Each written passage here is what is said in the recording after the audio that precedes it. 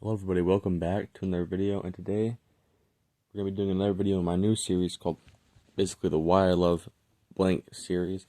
Today for the new episode of it is Friday the 13th Part 3 3D.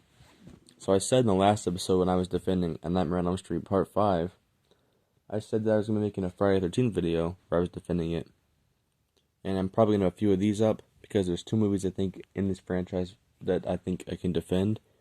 And this film is a little different because I know a lot of people like this film, including myself, but a lot of people hate it. And I've seen it's like, to a lot of people, it's sunk to the bottom of the list of their rankings and stuff, which I just don't see. So this might be my nostalgic bias playing in. But this film for me was the one I watched the most when I was younger. I watched it again recently. I really enjoyed it and stuff, you know. Obviously, this is all subjective. I even enjoyed it more than Part 2. Objectively, you could say that's wrong because Part 2 is a lot more. It's like very straightforward, very fun to watch. It's a very fun movie, very fast paced, short, good to get through. This film has the 3D gimmick, and that's what probably turns most people off from it and stuff. And that's honestly the thing that people hate about it. When things will come at the camera, like the yo-yo and stuff, people see that, and it rubs the wrong way. I can't blame them. But in '83, this was good 3D technology. And some releases on Blu-ray have the glasses with them, so you can watch it in 3D, which I had the copy of. But let's just talk about the good this movie does, and why I think it doesn't deserve the hate. So, the first good is, it gives us a great final girl. Chris is, I wouldn't say she's Trish or Jenny for me, but she's up there as a great one. And her backstory, I wish they wouldn't have had the whole thing where Jason, they imply something about Jason that doesn't make much sense to the character. I have no idea why that made it, but I guess it did. But, yeah. Her friends, we got Shelly, who is he's lovable, he's annoying. I think Vera, she's a good character. And the deaths in this film are better than the ones in Part 2. I can say that. And the biggest thing we get in this film is Jason's hockey mask for the first time. And that's still a scene that, even if you don't like this film, you gotta admit is iconic. Whenever Vera's out, in the water, and she sees a wallet, she's like, cut that out. You just see, because she thinks it's Shelly, it's Jason walking for the first time you see him full, in light. He's got the hockey mask on, the shirt and the jeans that he would wear the rest of the franchise. He raises that harpoon up and shoots her in the eye. That's an iconic scene. Really, it shows the Jason we think we know and love. Part 2 Jason, I love him, but he's just the sackhead, so he's not the iconic one. But this is when it solidified Jason as the Jason. Basically, he also runs this one a lot too. He runs around a lot in this one. So people who say he's all slow and lumbering, it's a little contrary to this film and Part 2, and Part 4 too, I think. So, but yeah, this film, I would say Part 4 after rewatching it might be my favorite of the franchise. So it's what I have Part 3. But I'd say that Part 3 is still number 3 for me. And you could just say it's nostalgia, but I really think that a lot of hate this film gets. Some say it's the same thing as Part 2, which, I mean, I get, but at the same time, I also don't, because you get this great continuity of this franchise, because these last three films, well, these last two, and then Part 4, they all take place over the same weekend, right?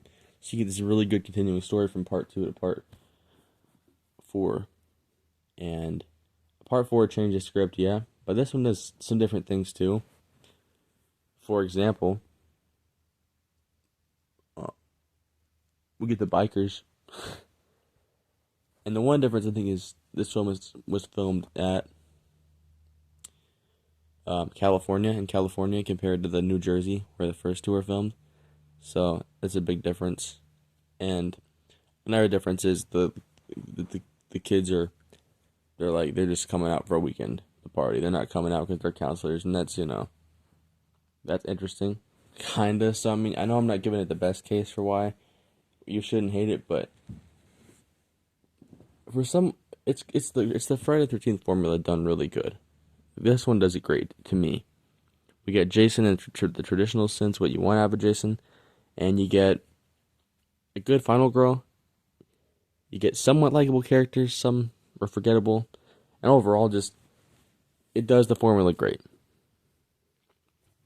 Even the way she fights back against Jason's great in this one, and you gotta admit, there's cool scenes like whenever he gets hung from the barn, and he just lifts his mask up to get it off. And she can tell she's freaking out. It can't be you. You should be dead. And the way she knocks him out with the axe into the skull, it's not as good as the way Tommy kills him in part 4. But the way she gets him, leaves the axe mark, and that'll go on the rest of these films to be on the mask, the axe mark, and just I love it. Only thing bad I can say about this film is that last minute ending. Whenever she is on the boat, the canoe in the middle of the lake, and zombie Pamela Voorhees just jumps out of the water and pulls her down.